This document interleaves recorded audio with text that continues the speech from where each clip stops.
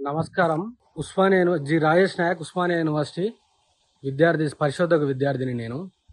ఈరోజు తెలంగాణ రాష్ట్రంలో బీఆర్ఎస్ పార్టీకి జనాలలో ఆదరణ కరువైంది. వారికి సున్నా సీట్లకే పరిమితమయ్యారని మాట్లాడుతున్న సన్నాసులకు ఒకటి గుర్తు చేయదలుచుకున్నా. కాంగ్రెస్ పార్టీకి దాదాపుగా 10 రాష్ట్రాలలో 0 సీట్లు వచ్చినాయి. దానికి సమాధానం రేవంత్ రెడ్డి చెప్తాడా, ఈ కాంగ్రెస్ కుక్కలు, కాంగ్రెస్ సన్నాసులు చెప్తారా అర్థమైతలేదు. మధ్యప్రదేశ్లో 29 స్థానాలు ఉంటే దాంట్లో కాంగ్రెస్కి వచ్చింది 0. హిమాచల్ ప్రదేశ్లో కాంగ్రెస్కి వచ్చింది 0. ఉత్తరాఖండ్లో కాంగ్రెస్కి వచ్చింది 0. ఢిల్లీలో కాంగ్రెస్కి వచ్చింది 0. ఈ 0కి ఈ సన్నాసులే సమాధానం చెప్పాలి. అదేవిధంగా గుజరాత్లో 26 చోట్ల పోటీ చేస్తే వాళ్ళకి వచ్చింది 1. ఒడిశాలో 21 చోట్ల పోటీ చేస్తే వాళ్ళకి వచ్చింది 1. ఛత్తీస్గఢ్లో 11 చోట్ల పోటీ చేస్తే కాంగ్రెస్కి వచ్చింది 1.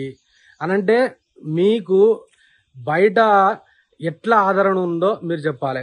అదేవిధంగా తెలంగాణ రాష్ట్రంలో మీరు ప్రభుత్వము 64 సీట్లతో ఏర్పాటు చేస్తే ఇవాళ మీకు 8 సీట్లు ప్రజలు కట్టబెట్టారు. అనంటే అర్థమైంది, మీ యొక్క పరిపాలన దక్షత, మీ యొక్క పరిపాలన ఎట్లున్నదో కొనసాగుతుంది. అర్థమైతా ఉంది. అంటే మీ మీద వ్యతిరేకత విపరీతంగా పెరిగింది కాబట్టి మీకు ఇవాళ 8 సీట్లకే పరిమితమయ్యారు. అనంటే మీరు మా మీద వ్యతిరేకత వచ్చిందని మీరైతే యాక్సెప్ట్ చేసినట్టే కదా, యాక్సెప్ట్ చేయాలి. ఇంకొకటి, గౌరవ ముఖ్యమంత్రి రేవంత్ రెడ్డి గారు ప్రాతినిధ్యం వహిస్తున్న మహబూబ్ నగర్ పార్లమెంట్కి దాదాపుగా కాలికి బల్బం కట్టుకొని 10 సార్లు మహాసభలు పెట్టిండు. కానీ అక్కడ గెలిచింది ఏంది? 0. అదేవిధంగా అతను ప్రాతినిధ్యం వహించిన 2019లో ప్రాతినిధ్యం వహించినటువంటి మల్కాజ్గిరిలో అతను తీసుకొచ్చి పెట్టిన క్యాండిడేట్కి వచ్చిన గెలిచిందా? అది బీజేపీకే కట్టబెట్టారు. అంటే నువ్వు ఓడిపోయింది 0. ఇవాళ నువ్వు మాట్లాడే ముందు, బీఆర్ఎస్ పార్టీ గురించి మాట్లాడే ముందు నువ్వేంటో తెలుసుకోవాలి. ఎందుకు అనంటే అదేవిధంగా కేసీఆర్ అనేటోడు ఒక చరిత్ర. 2 ఎంపీ సీట్లతోటి ఇవాళ నేను ఆంధ్రప్రదేశ్ నుంచి వెళ్ళిపోయి తెలంగాణను తీసుకొస్తా అని చెప్పి మొగోడు కేసీఆర్. 2 ఎంపీ సీట్లతోటి తెలంగాణ రాష్ట్రాన్ని సాధించిన ధీరుడు కేసీఆర్. శూన్యం నుంచి సునామీ సృష్టించినోడు కేసీఆర్ బై. అలాంటి ఈ 0ని మాకు పెద్ద లెక్క కాదు. జనాలలో మేము ఉంటాం. మాకు ప్రధాన ప్రతిపక్ష హోదా కల్పించారు తెలంగాణ రాష్ట్ర ప్రజలు. మేము కొట్లాడతాం, జనాలలో ఉంటాం, మిమ్మల్ని ఎక్కడికక్కడ ఎండగడతాం.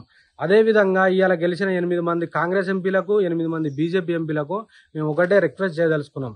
ఎందుకనంటే మీరు లొల్లి పెట్టుకోకండి. తెలంగాణ రాష్ట్ర యొక్క ప్రయోజనాల కోసం పార్లమెంట్లో లొల్లి పెట్టండి. తెలంగాణ రాష్ట్రానికి రావాల్సిన నిధుల గురించి లొల్లి పెట్టండి. తెలంగాణ రాష్ట్రానికి రావాల్సిన కోచ్ ఫ్యాక్టరీ గురించి మాట్లాడండి. తెలంగాణ రాష్ట్రానికి రావాల్సిన బయ్యారం ఉక్కు ఫ్యాక్టరీ గురించి మాట్లాడండి. తెలంగాణ రాష్ట్రానికి రావాల్సిన ఐఐఎం గురించి మాట్లాడండి. తెలంగాణ రాష్ట్రానికి రావాల్సిన ఐసర్ గురించి మాట్లాడండి. తెలంగాణలోని 33 జిల్లాలకు రావాల్సిన నవోదయ స్కూళ్ళ గురించి మాట్లాడండి. తెలంగాణ రాష్ట్రానికి రావాల్సిన సైనిక్ స్కూళ్ళ గురించి మాట్లాడండి తప్ప కేసీఆర్ గారి గురించి మాట్లాడద్దు. ఎందుకు అనంటే కేసీఆర్ గారి గురించి ప్రజలకు తెలుసు. ఇవాళ మీరు మాట్లాడతారని చెప్పేసి పార్లమెంటుకు మిమ్మల్ని పంపిస్తే మీరు పార్లమెంట్లో మాట్లాడకుండా ఇవాళ కేసీఆర్ గారి మీద మాట్లాడితే ఏమొస్తుంది? సో జనాలు దీన్ని అర్థం చేసుకుంటున్నారు.